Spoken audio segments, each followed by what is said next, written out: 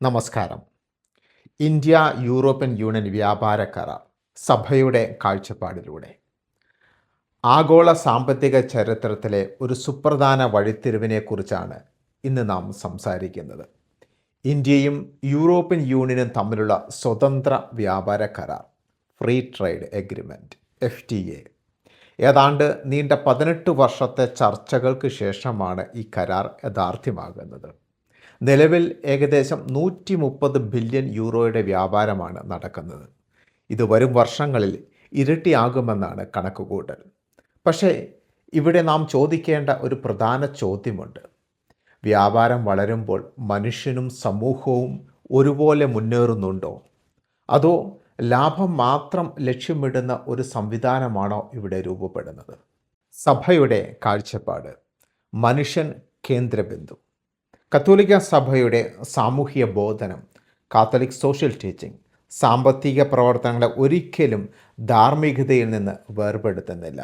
വിശുദ്ധ John Paul രണ്ടാമൻ തൻ്റെ പ്രബോധനമായ സെൻറ്റേസിമുസ് അനൂസിൽ വ്യക്തമാക്കുന്നത് വിപണി സംവിധാനങ്ങൾക്ക് ധാർമ്മികമായ ഒരു ഉത്തരവാദിത്തം ഉണ്ടെന്നാണ്.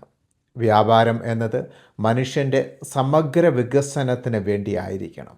അതുകൊണ്ട് തന്നെ ഒരു കരാർ വിജയിച്ചോ എന്ന് അളക്കേണ്ടത് GDPയുടെ വർധനവ് നോക്കിയല്ല, മറിച്ച് അത് മനുഷ്യജീവിതത്തിൽ എന്ത് മാറ്റം ഉണ്ടാക്കി എന്ന് നോക്കിയാകണം എന്നാണ്.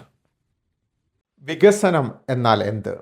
പോപ്പ് പോൾ ആറാമൻ പോപ്പുലോറും പ്രോഗ്രസിയോ എന്ന എൻസൈക്ലിക്കയിൽ പറഞ്ഞതുപോലെ, വികസനം എന്നാൽ വെറും സാമ്പത്തിക വളർച്ചയല്ല, അത് ഓരോ വ്യക്തിയുടെയും ഉന്നമനമാണ്. ഈ കരാർ സാധാരണക്കാരെയും ദരിദ്രരെയും എത്രമാത്രം സഹായിക്കുന്നു എന്നതാണ് യഥാർത്ഥ മാനദണ്ഡം. തൊഴിലാളികളെ വെറും ഉൽപാദന ഉപകരണങ്ങളായല്ല, മറിച്ച് അന്തസ്സുള്ള വ്യക്തികളായാണ് കാണേണ്ടതെന്ന് സഭ എന്നും നമ്മെ ഓർമ്മിപ്പിക്കുന്നു. ന്യായമായ വേതനം, സുരക്ഷിതമായ തൊഴിൽ സാഹചര്യം എന്നിവ സഭയുടെ മൗലിക തത്വങ്ങളാണ്. സഭയുടെ ഈ നിലപാട് ഭാരതീയ ദർശനങ്ങളോട് ചേർന്ന് നിൽക്കുന്നു. ഗാന്ധിജി പറഞ്ഞതുപോലെ, ഭൂമിയിലുള്ള വിഭവങ്ങൾ മനുഷ്യൻ്റെ ആവശ്യങ്ങൾക്ക് മതിയായതാണ്, എന്നാൽ അവൻ്റെ ആർത്തിക്കല്ല. സാമ്പത്തിക ശാസ്ത്രജ്ഞനായ അമർത്യ സെൻ പറയുന്നത് പോലെ, വികസനം എന്നാൽ മനുഷ്യൻ്റെ സ്വാതന്ത്ര്യങ്ങൾ വർദ്ധിപ്പിക്കലാണ്. Expansion of human freedoms and capabilities. ഇത് തന്നെയാണ് നമ്മെ ഭഗവത്ഗീതയും ഓർമ്മിപ്പിക്കുന്നത്. നമ്മുടെ ഓരോ പ്രവൃത്തിയിലും ധാർമ്മികതയും ഉത്തരവാദിത്വവും വേണമെന്ന്. മറ്റൊരു പ്രധാന വിഷയം പരിസ്ഥിതിയാണ്. പ്രകൃതിയെ ബലി കൊടുത്തുകൊണ്ടുള്ള ഒരു വികസനവും ശാശ്വതമല്ല.